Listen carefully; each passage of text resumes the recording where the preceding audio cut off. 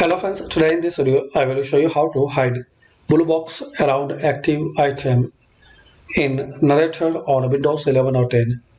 So click on start, type here narrator, open narrator, type here narrator.